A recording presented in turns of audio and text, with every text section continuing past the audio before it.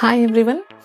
చాలా మంది పేషెంట్స్ మన దగ్గరికి రిపోర్ట్స్తో వస్తారనమాట. అల్ట్రాసౌండ్ స్కానింగ్ చేయించుకున్నాం మేడం, స్కానింగ్లో పీసీఓడి లేదని చెప్పారు, పీసీఓఎస్ లేదు అని చెప్పారు, కానీ మా పాపకి పీరియడ్స్ రెగ్యులర్గా రావట్లేదు అని చెప్తారనమాట. సో పీసీఓడి ఉందా లేదా నాకు చెప్పండి మీరు అంటారనమాట. So what exactly are the symptoms to diagnose PCOS అనేది తెలుసుకుందాం. అంటే ఎలాంటి సిమ్టమ్స్ ఉంటే మనకి పీసీఓఎస్ ఉంది అని చెప్తాము అంటే, ఇర్రెగ్యులర్ పీరియడ్స్ అంటే పీరియడ్స్ 21 days కంటే ముందే రావచ్చు, లేదా 40 days 2 months 3 months కూడా రావచ్చు అనమాట. So irregular periods. తర్వాత if they are married they will have difficulty in becoming pregnant, and again they will have excessive weight gain, and they will face difficulty in losing the weight. బరువు తగ్గడానికి try చేస్తున్నా కూడా they will feel difficulty in losing the weight అనమాట. And unwanted hair, బాగా గడ్డాల కింద మీసాల కింద రావటము, అన్వాంటెడ్ హెయిర్ అనేది ఎక్కువగా ఉంటుంది.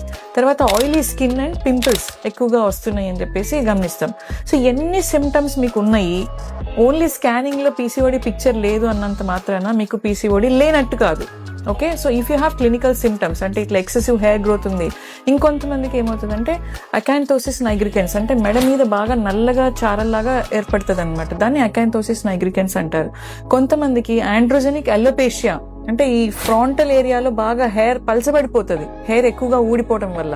So these are all the symptoms of PCOS. So just ultrasound scanning is not only the diagnostic thing అనమాట. అంటే స్కానింగ్ ఒకటే కాదు మీకు పీసీఓఎస్ ఉందా లేదా అని చెప్పడానికి. ఈ సిమ్టమ్స్ లో నేను చెప్పినటువంటి సిమ్టమ్స్ లో ఎన్ని సిమ్టమ్స్ ఉన్నా కూడా you have PCOS. So definitely meet your doctor and get your consultation done. Thank you.